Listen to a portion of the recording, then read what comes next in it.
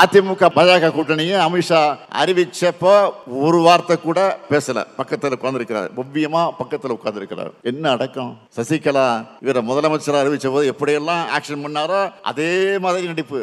என்ன காலில் மட்டும்தான் விழுந்துதான் அது ஊர்ந்து போய் விழுந்திருப்பாரு. அது வேற. ஒரு மாநிலத்தில் ஒரு கூட்டணிக்கு யார் தலைமை வகிக்கிறாங்களோ அவங்க தானே கூட்டணி அறிவிப்பாங்க. ஆனா அங்க அமித்ஷா அறிவிக்கிறார். இதுல இருந்தே இவங்க லட்சணத்தை புரிஞ்சுக்கலாம். ஒட்டுமொத்தமா பாஜகவோட கண்ட்ரோலுக்கு போயிருக்கு அதிமுக. ஒட்டுமொத்தமா தமிழ்நாட்டையும் பாஜகவோட கண்ட்ரோலுக்கு கொண்டு போகத்தான் பழனிசாமி துடிக்கிறார். அதனாலதான் அமித்ஷா இங்க அடிக்கடி வர்றாரு. நான் ஏற்கனவே சொன்னதுதான், மீண்டும் உறுதியோடு சொல்றேன், எந்த ஷா வந்தாலும் தமிழ்நாட்டை ஆள முடியாது. டெல்லிக்கு தமிழ்நாடு எப்பவுமே அவுட் ஆஃப் கண்ட்ரோல் தான். இன்றைக்கு நாம் அனுபவிக்கிற சோதனைகளும் நெருக்கடிகளும் சாதாரணமானது இல்லை. நாம இன்று மாநிலத்தினுடைய ஆளுங்கட்சி, ஆனால் ஒரு எதிர்கட்சியை போல சோதனைகளும் நெருக்கடிகளும் நம்மை தொடர்ந்து வருது. மாநிலத்தினுடைய முதலமைச்சராக நான் இருந்தாலும் எதிர்கட்சியை போல போராடி கொண்டே இருக்க வேண்டியிருக்கிறது. இது தமிழ்நாட்டின் நலனுக்காக நடக்கிற போராட்டம், மாநில உரிமைகளுக்காக நடைபெறக்கூடிய போராட்டம். அரசியல் எதிரிகள் ஒரு பக்கம், கொள்கை எதிரிகள் ஒரு பக்கம், இன எதிரிகள் இன்னொரு பக்கம், துரோகிகள் அடுத்த பக்கம்னு எல்லா பக்கமும் எதிரிகள். இதுக்கிடையில கட்சியும் ஆட்சியும் நடத்துகிற மாபெரும் பொறுப்பு என் தோளிலே சுமத்தப்பட்டிருக்கு. அவதூறுகள் மூலமாக, பொய்கள் மூலமாக நம்ம வீழ்த்த பார்க்கிறாங்க. அதுக்கு சமூக ஊடகங்களை பயன்படுத்துறாங்க. நான் ஏற்கனவே ஒரு மாதிரி சொன்னது போல, திமுகவுக்கு என்றைக்கும் ஊடக சொகுசு இருந்ததில்லை. ஆளுங்கட்சியா இருந்தாலும் சரி, எதிர்கட்சியா இருந்தாலும் சரி, திராவிட முன்னேற்ற கழகம் மேலதான் அதிக விமர்சனங்கள் வரும். திராவிட முன்னேற்ற கழகத்தை ஆதரிக்கிறவங்க கூட சில நேரங்களில் எதிரிகளால் பரப்பப்படக்கூடிய அவதூறுகளை, போலி தகவலை நம்பி அவங்கள நம்மை தாக்குகிற நிலையை இன்றைக்கு சமூக ஊடகங்களில் பார்க்குறோம். ஏன் நம்ம ஆதரவு ஆட்களை இது அடுத்தவருக்கு அனுப்புகிற செயலையும் சில நேரங்கள் தங்களை அறியாமல் செய்கிறாங்க. ஆனால் உண்மை நிலவரம் என்ன? திமுக ஆட்சிக்கு ஆன்டி இன்கம்பன்சியை விட ப்ரோ இன்கம்பன்சி தான் மக்கள்கிட்ட அதிகமாக இருக்கு. கடந்த அதிமுக பாஜக கூட்டணி ஆட்சியால் அதில் பாதாளத்திற்கு போன தமிழ்நாட்டை மீட்டிருக்கோம். ஒன்றிய பாஜக அரசு நம்ம உரிமைகளுக்கு எதிரான எத்தனை நடவடிக்கைகளை மேற்கொண்டாலும் அத்தனையும் எதிர்த்து இன்று வரை போராடிக்கிட்டு இருக்கிறோம். நமக்கு நியாயமா ஒதுக்க வேண்டிய நிதியை ஒதுக்காம தமிழ்நாட்டை பொருளாதார ரீதியாக முடக்க நினைச்சாலும் அந்த நெருக்கடிகளெல்லாம் கடந்து மக்களுக்கான நலத்திட்டங்களை நாம செயல்படுத்திக்கிட்டு இருக்கிறோம். 2026 சட்டப்பேரவை தேர்தலுக்கு இன்னும் சில மாதங்கள் தான் இருக்கு. அதனால வழக்கத்தை விட அதிகமா திராவிட முன்னேற்ற கழகத்துக்கு எதிராக, கழக ஆட்சிக்கு எதிராக அவதூறு அம்புகளை மக்கள் மத்தியில எதிராளிகள் வீசுவாங்க. கருத்து கணிப்புங்கிற பேர்ல எண்ணத்தோடு திமுக கூட்டணிக்கு குறைவான சதவிகிதத்தையும், அதிமுக கூட்டணிக்கு புதுசா வரக்கூடியவங்களுக்கு அதிக சதவீதமான வாக்கு சதவீதத்தையும் போட்டு மக்கள் மனசுல அந்த பொய்ய விதைக்க முயற்சிப்பாங்க. இதையெல்லாம் முறியடிக்க நாம தயாராகணும். இனத்துக்காக உரிமை குரல் எழுப்புறவங்க நாம, கொள்கைக்காக வாழ்கிறவங்க நாம, தடமாறாத கொள்கை கூட்டம் நாம. அதனாலதான் எந்த கோமாளி கூட்டத்தாலையும் நம்மை வெல்ல முடியல, இனியும் வெல்ல முடியாது. சித்திரை திருவிழா நடக்கிற நகர்ல திராவிட முன்னேற்ற கழகத்தோட முத்திரை திருவிழா இன்றைக்கு நம்முடைய பொதுக்குழு நடந்துகிட்டு இருக்கு. 100 அடி உயரத்தினுடைய கொடி கம்பத்தில் கழகத்தினுடைய கொடி பறக்குது. 100ஆண்டு விழாவை நோக்கி சென்று கொண்டிருக்கிறோம்னு இந்த 100 அடி கொடி நமக்கு உணர்த்தி கொண்டிருக்கு. மதுரையை சுற்றி கிட்டத்தட்ட 60 கிலோமீட்டர் சுற்றளவுக்கு கருப்பு சிவப்பு கொடி பறக்குது. அந்த காலத்தில் எந்த ஊருக்கு போனாலும் நம்ம கொடி பறக்குதான்னு என் கண்கள் தேடும். தமிழ்நாட்டில் அத்தனை ஊர்லையும் அத்தனை நகரத்திலையும் அதிக கொடி ஏற்றின கைதான் இந்த ஸ்டாலின் கை. வரலாற்று சிறப்புமிக்க இந்த மதுரை மண்ணில், தொன்மையான தமிழரின் பண்பாட்டை எடுத்து காட்டக்கூடிய இந்த மதுரை மண்ணில் தமிழ்நாட்டினுடைய எதிர்காலத்திற்கு தேவையான முடிவுகளை எடுக்கவும், தமிழ்நாட்டை சூழ்ந்திருக்கக்கூடிய பகையை எதிர்கொண்டு முறியடிக்க வியூகங்கள் அமைக்கவும், வெற்றியை நோக்கி உழைக்கவும் இந்த பொதுக்குழுவை கூட்டியிருக்கிறோம். போர் முழக்கம் கேட்டதுமே வெற்றியை பறிக்கும் வேகத்தோட கிளம்பும் வேங்கைகள் போல இங்கே கூடியிருக்கக்கூடிய உங்களை எல்லாம் பார்க்கும்போது எனக்கு புது எனர்ஜியே வந்திருக்கு. இன்றைக்கி தமிழ்நாட்டு உரிமைகளை நிலைநாட்ட உயர பறக்கிறது நம்முடைய கருப்பு சிவப்பு கொடி. இந்த கொடி எத்தனை போராட்டங்களுக்கு பிறகு, எத்தனை தியாகங்களுக்கு பிறகு விண்ணுயிர பறக்கிறது என்பதற்கு தலைவர் கலைஞர் அவர்கள் மதுரை மேலமாச வீதியில் பேசினதை நான் இங்கே நினைவூட்ட விரும்புகிறேன். மதுரை மண்டலத்தில் திமுகவை வளர்க்க நானும் மதுரை முத்துவும் பட்டப்பாடு கொஞ்ச நெஞ்சமல்ல. கலைஞர் பேசுகிறார். 1949ஆம் ஆண்டு உருவான இந்த திராவிட முன்னேற்ற கழகத்தை வளர்க்க வேண்டும் என்பதற்காக இதே மதுரையில் 100 இடங்களில் கொடியேற்றுவதென்று நானும் மதுரை முத்துவும் திட்டமிட்டு கொடியேற்றினோம். அப்படி கொடியை ஏற்றும்போது கொடியின் கயிற்றை எடுத்து என்னிடம் மதுரை முத்து கொடுப்பார். கொடியை ஏற்றும்போது அந்த கயிற்றின் மீது அரிவாள் கத்தி வந்து விழும். அதில் அந்த கயிறு அருந்து விழும். அப்போது என் கையிலும் முத்துவின் கையிலும் ரத்தம் கொட்டும். அந்த ரத்தத்தை துண்டில் ஏந்தியபடியே தொண்டர்கள் எங்களை மருத்துவமனைக்கு அழைத்து செல்வார்கள்.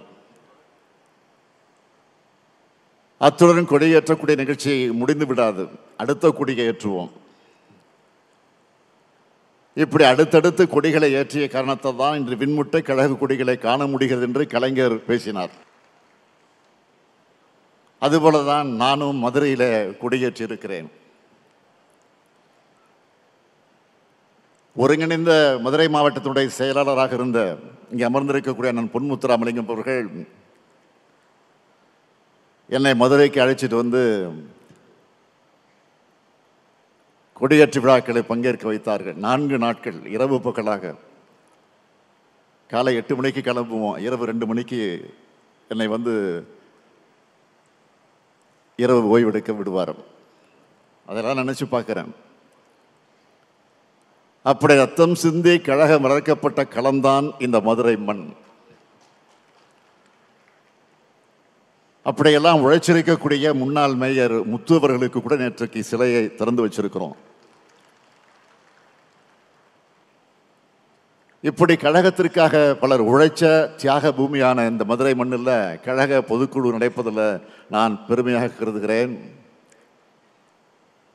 கழகம் தொடங்கினதிலிருந்து மதுரையில் 6வது பொதுக்குழு முடிந்து இது 7வது பொதுக்குழு. 7வது முறை கழகம் ஆட்சி அமைக்க அடிகொள்ளக்கூடிய பொதுக்குழு தான் இந்த 7வது பொதுக்குழு. கழக வரலாற்றில் மதுரையில் நடந்த சில முக்கிய தருணங்கள் இதை நான் குறிப்பிட விரும்புகிறேன். இந்திய எதிர்ப்பு போர்க்களத்துக்கு அடித்தளம் அமைச்சது 1963ஆம் ஆண்டு சட்ட எரிப்பு போராட்டம். மதுரை முத்து உள்ளிட்ட 5 பேர் ஓராண்டு காலம் சிறை தண்டனை பெற்றாங்க. அந்த போராட்டத்திற்கு பார்வையாளராக வந்த அன்றைய பொருளாளர் நம்ம எல்லாம் ஆளாக்கின நம்முடைய தலைவர் கலைஞரையும் கைது செஞ்சு அடைச்சாங்க. மதுரை மாவட்டத்து மொழிப்போர் தளபதிகள் விடுதலையான அன்னைக்கு நடைபெற்ற பொதுக்கூட்டத்தில் உரையாற்றின தலைவர் கலைஞர் அவர்கள் சொன்னார், மதுரை முத்துவும் SS தென்னரசும் திமுகவுக்கு கிடைச்ச மருது சகோதரர்களும் பாராட்டினார். அதேபோல் 1982ஆம் ஆண்டு திருச்செந்தூர் கோயில் விவகாரத்திற்கு நீதி கட்டு நெடும்பயணத்தை இதே மதுரையிலிருந்து தான் தலைவர் கலைஞர் அவர்கள் தொடங்கினார். பல நாட்கள் கால்கள் குப்பளிக்க அந்த வேதனையோடு தலைவர் கலைஞர் அவர்கள் நடப்பயணத்தை மேற்கொண்டார். கழகத்தின் தொண்டனா செயல்பட்டு வந்த என் வாழ்க்கையில் மாபெரும் திருப்பத்தை ஏற்படுத்தின கழக இளைஞரணியை வழிநடத்துகிற வாய்ப்பை பெற்றதும் இதே மதுரையில் இருக்கக்கூடிய ஜான்சி ராணி பூங்காவில் தான். அந்த மாநாட்டில் பேசின தலைவர் கலைஞர் சொன்னார், என் கால்கள் நடையை நிறுத்தாது, நாங்கள் நடந்து கொண்டேதான் இருப்போம்னு சொன்னார். தலைவர் கலைஞர் சொன்ன மாதிரி இப்போ நான் நடந்துக்கிட்டு தான் இருக்கேன். நம்முடைய லட்சிய பயணம் எப்பொழுது நிற்காது. இத்தகைய வரலாற்று சிறப்புமிக்க இந்த மதுரை மண்ணில் இந்த மாபெரும் பொதுக்குழுவை எழுச்சியோடு ஏற்பாடு செஞ்சிருக்கக்கூடிய நம்முடைய மாண்புமிகு அமைச்சர் மூர்த்தி அவர்களுக்கு என்னுடைய நெஞ்சார்ந்த பாராட்டுக்கள், வாழ்த்துக்கள். மாமதுரை போற்றுவதும் மாமதுரை போற்றுவதும் என்று சொல்வதைப் போல மதுரை மூர்த்தி போற்றுவதும் மதுரை மூர்த்தி போற்றுவதும் தான் பாராட்டுகிறேன். மூர்த்தி சிறிதானாலும் கீர்த்தி பெரிதுன்னு சொல்லுவாங்க. இங்கே மூர்த்தியும் பெருசு கீர்த்தியும் பெருசு என்று சொல்லத்தக்க வகையில் மிக மிக பிரம்மாண்டமானதாக நடத்தி காட்டியிருக்கிறார் நம்முடைய அருமை சகோதரர் மூர்த்தி அவர்கள். எந்த ஊரில் நடத்துகிறோம் என்பதை போல யாரை வச்சு நடத்துகிறோம் என்பது முக்கியமானது. அந்த வகையில் மறக்க முடியாத பொதுக்குழு. மணக்க மணக்க தடபடலார்ந்த இந்த பொதுக்குழு நடத்தி காட்டியிருக்கக்கூடிய மூர்த்தியை தலைமை கழகத்தின் சார்பில் மீண்டும் பாராட்டி வாழ்த்தி நன்றி தெரிவிச்சுக்கிறேன். அவருக்கு துணை நின்ற நம்முடைய அமைச்சர் பிடிஆர் பழனிவேல் தியாகராஜன், மதுரை மாவட்ட கழகத்தினுடைய செயலாளர்கள் அருமை சகோதரர் தளபதி, சகோதரர் மணிமாறன் ஆகியோருக்கும் மதுரை மாவட்ட கழக நிர்வாகி எல்லோருக்கும் என்னுடைய பாராட்டுக்களை வாழ்த்துக்களை தெரிவிச்சுக்க விரும்புகிறேன். சித்திரை திருவிழா நடக்கிற நகரில் திராவிட முன்னேற்ற கழகத்தோட முத்திரை திருவிழா இன்றைக்கு நம்முடைய பொதுக்குழு நடந்துகிட்டு இருக்கு. கழகத்தின் இதயமான பொதுக்குழுவை எந்த அரங்கத்துக்குள்ளேயும் நடத்த முடியாத அளவுக்கு மைதானத்தில் தான் நடத்த முடியும் என்கிற அளவுக்கு பறந்து இன்றைக்கு விரிஞ்சிருக்கு.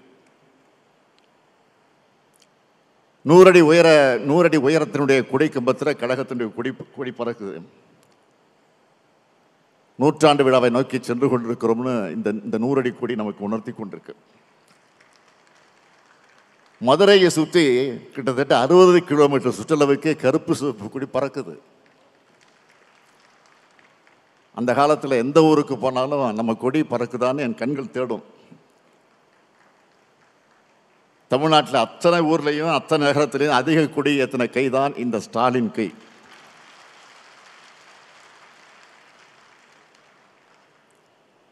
நம்மை பொறுத்தவரை பகுத்தறிவு பகர்வன் தந்தை பெரியார், அறிவுலக ஆசான் அறிஞர் அண்ணா, தமிழக தலைவர் கலைஞர், திராவிட முன்னேற்ற கழகம், கருப்பு சிவப்பு கொடி, உதயசூரியன் சின்னம், அண்ணா அறிவாலயம், இவைதான் நம்முடைய உயிர்.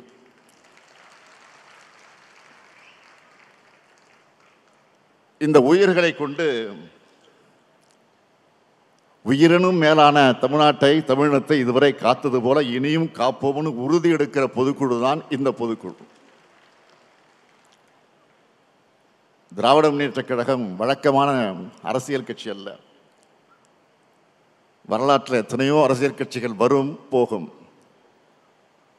ஆனால் கொள்கைக்காக தோன்றி லட்சியத்துக்காக தியாகங்கள் செஞ்சு மக்களுடைய ஆதரவை பெற்ற அரசியல் இயக்கம். இந்தியாவிலே முதலாக ஒரு மாநில கட்சி ஆட்சியை பிடித்த வரலாற்றை பிடிச்ச இயக்கம்தான் நம்முடைய இயக்கம். எத்தனை சோதனைகள் நெருப்பாறுகள் வந்தாலும் அதில் எதிர்நீச்சல் போட்டு உயர்ந்து நிற்கும். அப்படி இந்த மண்ணில் சமத்துவம், சுயமரியாதை, சமூக நீதி ஆகியவற்றின் அடிப்படையில் எல்லோருக்கும் எல்லாம் கிடைக்கணும்னு உருவானங்கக்கூடியவங்க நாம. இனத்துக்காக உரிமை குரல் எழுப்புறவங்க நாம. கொள்கைக்காக வாழ்கிறவங்க நாம. கொள்கையை பரப்ப கட்சியும் கொள்கையை வென்றெடுக்க ஆட்சியும் தேவைன்னு உழைக்கிறவங்க நாம. தடமாறாத கொள்கை கூட்டம் நாம. அதனால தான் எந்த கோமாளி கூட்டத்தாலையும் நம்மை வெல்ல முடியல, இனியும் வெல்ல முடியாது. இங்கே கூடியிருக்கக்கூடிய உங்களுக்கு நான் சொல்லிக்க விரும்புகிறது, நான் தொடக்கத்தில் சொன்ன மாதிரி இது வழக்கமான பொதுக்குழு அல்ல. 7வது முறையாக வாகை சூட வியூகம் வகுக்கிற பொதுக்குழு. அடுத்த ஆண்டு இதே நேரத்தில் என்ன மாதிரி தலைப்பு செய்தி வந்திருக்கும்னா, 7வது முறையாக திமுக ஆட்சி அமைத்தது,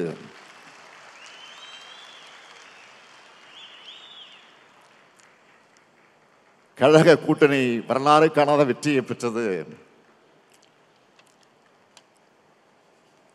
ஸ்டாலின் தலைமையில் 2வது முறையாக திராவிட மாடல் ஆட்சி தொடர்கிறது.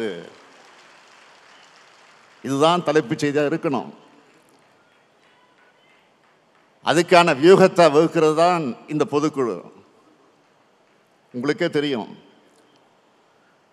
நான் மமதையில் பேசுறவன் இல்லை. கண்ணு கட்டிய தூரம் வரை எதிரிகளே இல்லைன்னு ஆணவ குரல் சொல்றவன் இல்லை. எந்த காலத்திலையும் எனக்கு ஆணவமோ மமதையோ வராது. என்னை பொறுத்தவரையில் பணிவுதான் தலைமை பண்பின் அடையாளம்.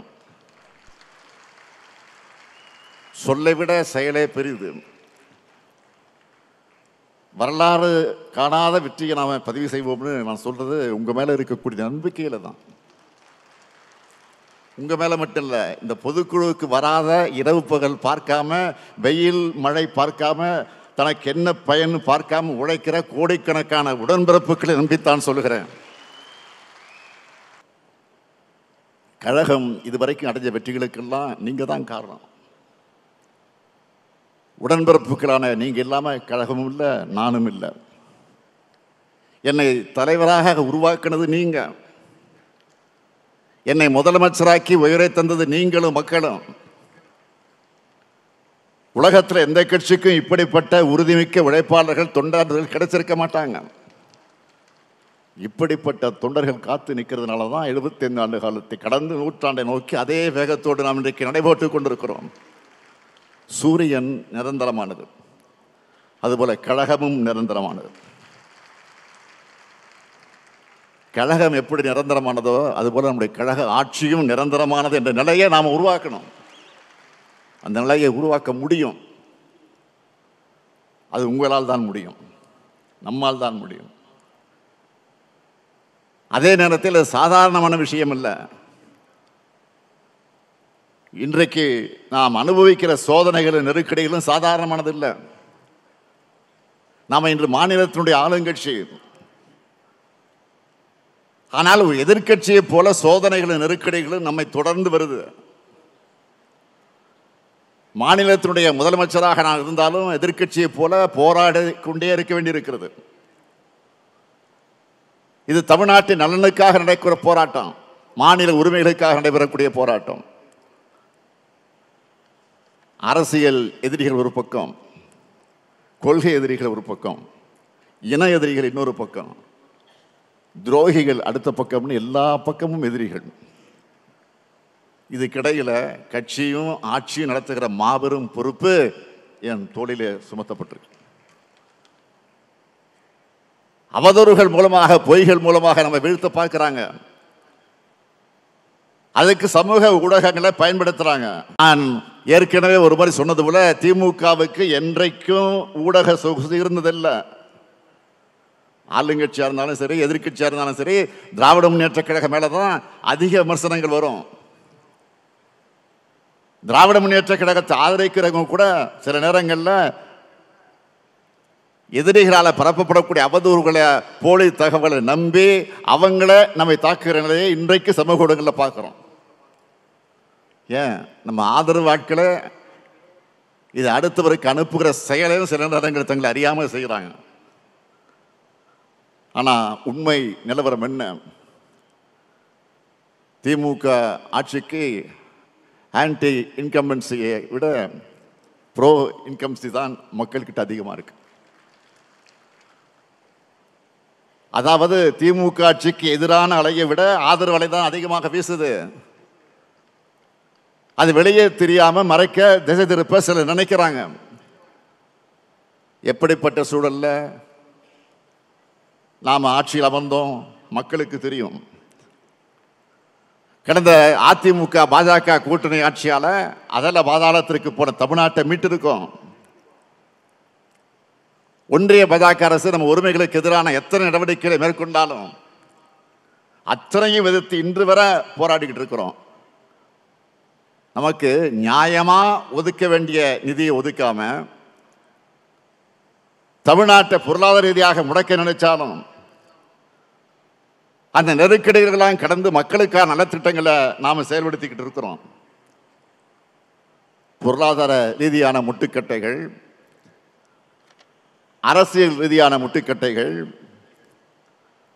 ஆளுநர் வழியாக வரக்கூடிய முட்டுக்கட்டைகள், உரிமைகளை பறிக்கக்கூடிய, அபகரிக்கக்கூடிய முட்டுக்கட்டைகள்னு எத்தனையோ தடைகளை ஒன்றிய பாஜக அரசு போட்டாலும் அதையெல்லாம் கடந்து இன்று இந்தியாவிலேயே வளர்ச்சியில் நம்பர் 1 மாநிலமாக தமிழ்நாட்டை உயர்த்தி இருக்கிறோம். 2026 சட்டப்பேரவை தேர்தலுக்கு இன்னும் சில மாதங்கள் தான் இருக்கு. அதனால வழக்கத்தை விட அதிகமாக திராவிட முன்னேற்ற கழகத்துக்கு எதிராக, கழக ஆட்சிக்கு எதிராக அவதூறு அம்புகளை மக்கள் மத்தியில் எதிராளிகள் வீசுவாங்க. கருத்து கணிப்புங்கிற பேர்ல எண்ணத்தோடு திமுக கூட்டணிக்கு குறைவான சதவிகிதத்தையும், அதிமுக கூட்டணிக்கு புதுசாக வரக்கூடியவங்களுக்கு அதிக சதவீதமான வாக்கு சதவீதத்தையும் போட்டு மக்கள் மனசுல அந்த பொய்யை விதைக்க முயற்சிப்பாங்க. சட்டம் ஒழுங்கு சரியில்லை, முறைகேடுகள் அதிகரிச்சிருக்குன்னு பச்சை பொய்யை தங்களுக்கு இருக்கக்கூடிய ஊடக சொகுசு மூலமாக, சமூக ஊடகங்கள் மூலமாக விதைப்பாங்க. இதையெல்லாம் முறியடிக்க நாம் தயாராகணும். இதைத்தான் இந்த நேரத்தில் நான் கேட்டுக்கொள்ள விரும்புகிறேன்.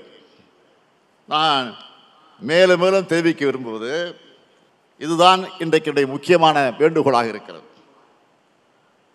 ஒவ்வொரு நேரேட்டிவ் செட்டப் பண்ண நினைச்சா நம்ம அவங்கள விட ஒரு பிழை முன்னாடி இருக்கணும். அவங்களோட பொய்களுக்கு முன்னாடி நம்முடைய உண்மை மக்கள்கிட்ட போய் சேரணும். கோடிக்கணக்கான உறுப்பினர்களை கொண்ட பேரியக்கம் நம்முடைய திராவிட முன்னேற்றக் கழகம். இந்த பொதுக்குழுவுக்கு அந்த கோடியிலிருந்து 7000 பேர் வந்திருக்கிறீங்க.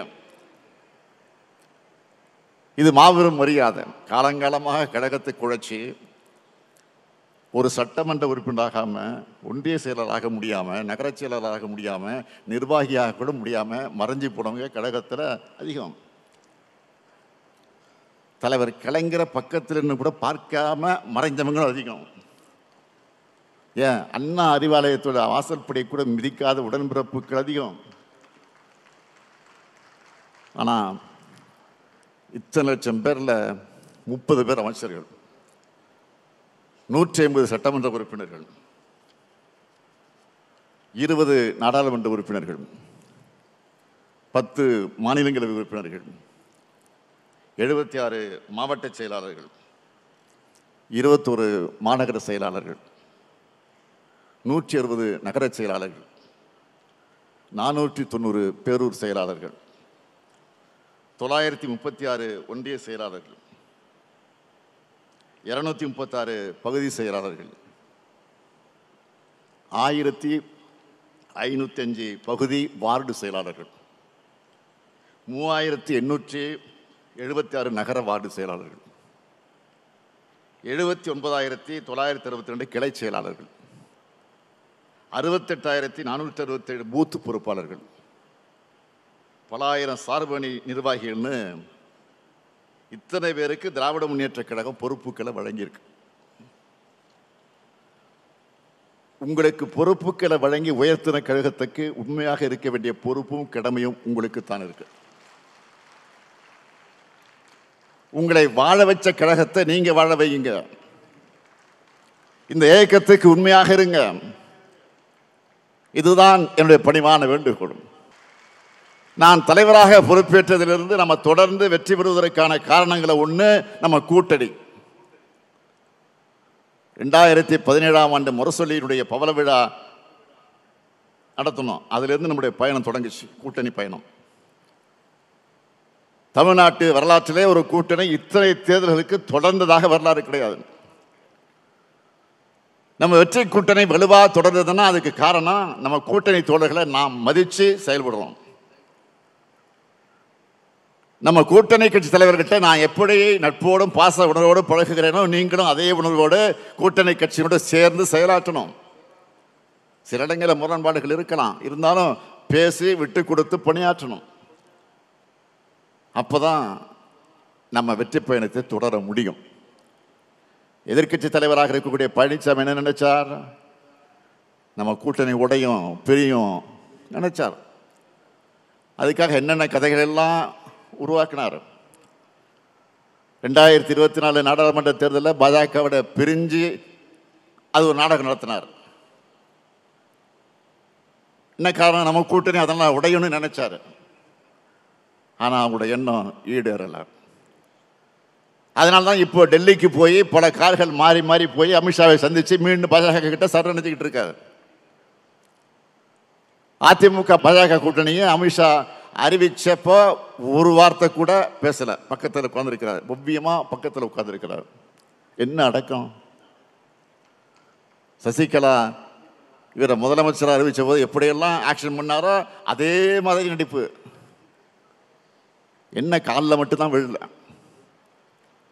விழுந்து தான் அது ஊர்ந்து போய் விழுந்திருப்பார். அது வேற. ஒருவேளை தனியாக செஞ்சாங்களான்னு அது நமக்கு தெரியல. நாம கேட்கிறது, ஒரு மாநிலத்தில் ஒரு கூட்டணிக்கு யார் தலைமை வகிக்கிறாங்களோ அவங்க தானே கூட்டணி அறிவிப்பாங்க. ஆனால் அங்கே அமித்ஷா அறிவிக்கிறார். இதிலிருந்தே இவங்க லட்சணத்தை புரிஞ்சிக்கலாம். ஒட்டுமொத்தமாக பாஜகவோட கண்ட்ரோலுக்கு போயிருக்கு அதிமுக.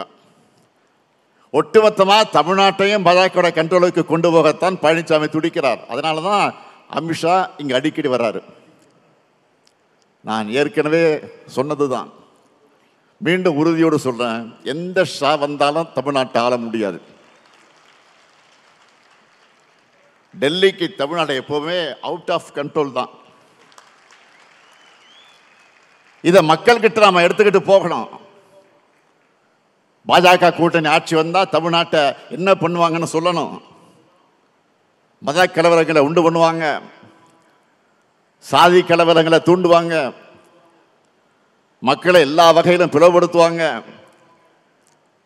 நம்ம பசங்களை படிக்க விட மாட்டாங்க, பிற்போக்குத்தனங்கள் எல்லாம் அதில் நம்மளை மூழ்கடிப்பாங்க, தொழில் வளர்ச்சி இருக்காது, இந்தி மொழி திணிப்பு பண்பாட்டு திணிப்பு செஞ்சு தமிழ்நாட்டில் தனித்துவத்தை அழிச்சிடுவாங்க. இதெல்லாம் மக்கள்கிட்ட எடுத்து சொல்லணும். அது மட்டும் இல்லை, புதுசாக சிலர் நாங்கள் தான் மாற்றுன்னு இளைஞர்களை ஏமாற்ற அவங்களும் ஒரு பக்கம் வராங்க. அவங்களுக்கு நாம் பதிலடி தரணும். தேர்தல் களத்தில் நீங்கள் பரப்புரை செய்யும் போது நாம் மக்களுக்காக என்னெல்லாம் செஞ்சுருக்கிறோம், நம்ம ஆட்சியில் செய்யப்பட்டிருக்கக்கூடிய திட்டங்களால் உங்கள் மாவட்டம், உங்கள் தொகுதி, உங்கள் பகுதியில் கடந்த 4 ஆண்டுகளை ஏற்பட்டிருக்கக்கூடிய வளர்ச்சியை, கடந்த காலத்திலிருந்து நிலைமையை கம்பேர் பண்ணி உங்கள் ஸ்டைலில் நீங்கள் பிரச்சாரம் பண்ணுங்க. உங்கள் பகுதிகளில் எத்தனை பேர் நம்முடைய திட்டங்களால் பயனடைந்திருக்காங்கன்னு எடுத்து சொல்லுங்க. எல்லாருக்கும் எல்லாம்னு எல்லா தரப்பு மக்களுக்கும் பார்த்து பார்த்து நம்ம திட்டங்களை செஞ்சுருக்கிறோம். தீர்மானத்தில் வரிசையா நாம சாதனைகளை வச்சு சொல்லியிருக்கிறோமே. நம்ம திட்டங்களால் தமிழ்நாடு முழுக்க ஏறத்தாழ 2.5 கோடி பயனாளிகள் பயனடைஞ்சிட்டு இருக்கிறாங்க. அவங்களுடைய வாக்குகளை சிந்தாம சிதறாம நம்ம கூட்டணிக்கு கொண்டு வந்து சேர்க்கிற பொறுப்பும் கடமையும் உங்களுக்கு தான் இருக்கு. அதே போல தொண்டர்களோட நம்பிக்கை தான் நம்முடைய முதல் பலம். என் இயக்கம், என் கட்சி, என் தலைமை என்ற எண்ணம் கொண்டவங்க நம்முடைய தொண்டர்கள். நானும் என் குடும்பமும் கழகத்துக்காக இருக்கோம். கழகம் எனக்கும் என் குடும்பத்துக்கும் பாதுகாப்பாக, அப்படிங்கிற எண்ணம் தான் இந்த இயக்கம் 75 ஆண்டுகளாக நிலைச்சிருக்கக்கூடிய அடிப்படை காரணம். அந்த நம்பிக்கையை காப்பாற்றுற வகையில் ஒரு அறிவிப்பை நான் வெளியிட விரும்புகிறேன். கழக உறுப்பினர்கள் யாராவது எதிர்பாராத விதமாக சாலை விபத்தில் இறந்து போகக்கூடிய சூழல் ஏற்பட்டால், இறந்த உறுப்பினருடைய குடும்ப வாரிசுகள் 21 வயசுக்கு குறைவாக இருந்தால் அந்த குடும்பத்துக்கு தலைமை கழகத்தின் சார்பில் 10 லட்சம் ரூபாய் நிவாரண நிதியாக வழங்கப்படும்.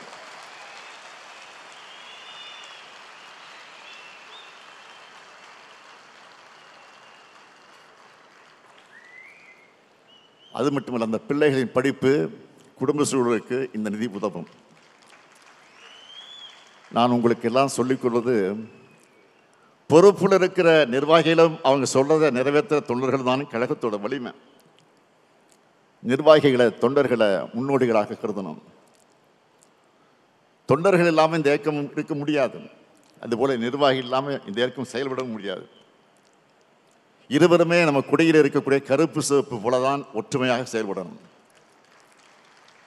மாவட்ட செயலாளர்கள் தங்களுக்கு இருக்கக்கூடிய நிர்வாகிகளையும், தங்களுக்கு கீழே இருக்கக்கூடிய நிர்வாகிகளையும், பொறுப்பாளர்களையும் அரவணைத்து செல்லணும்.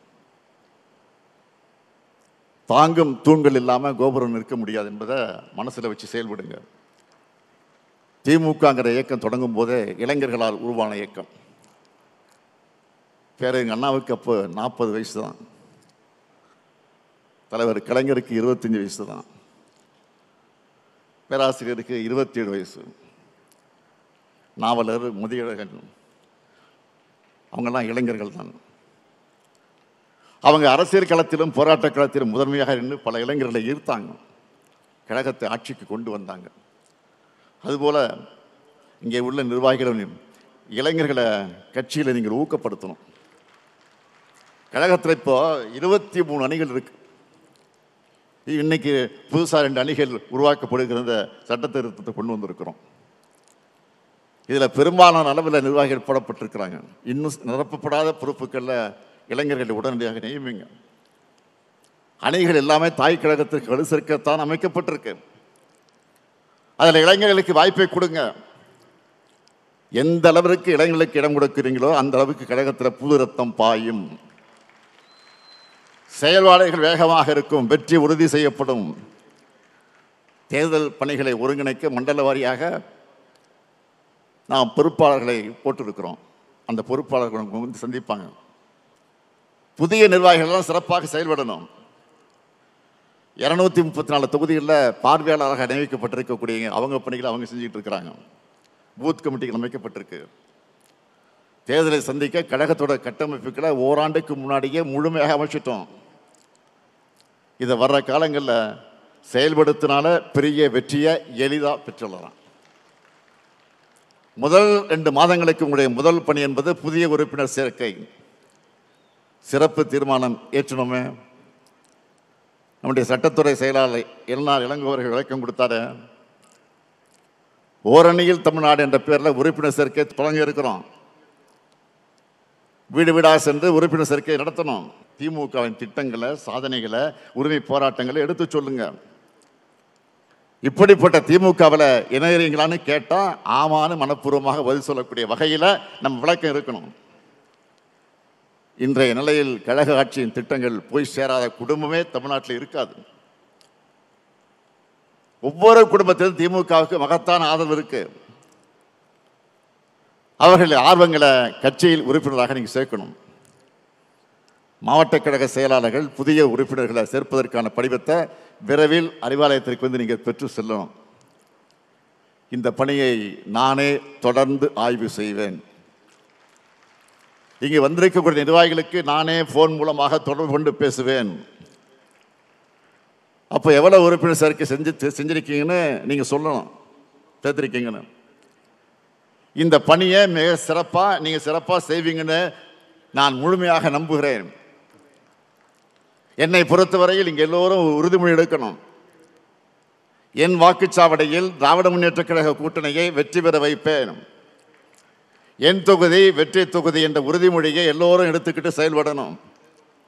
பாஜக கிட்ட இருந்து தமிழ்நாட்டை காப்பாற்றுகிற கட்சி கட்டமைப்பை, கொள்கை பிடிப்பும் வலிமையான தலைமையும் நம்ம கிட்ட மட்டும்தான் இருக்கு, வேற யார்கிட்டையும் கிடையாது.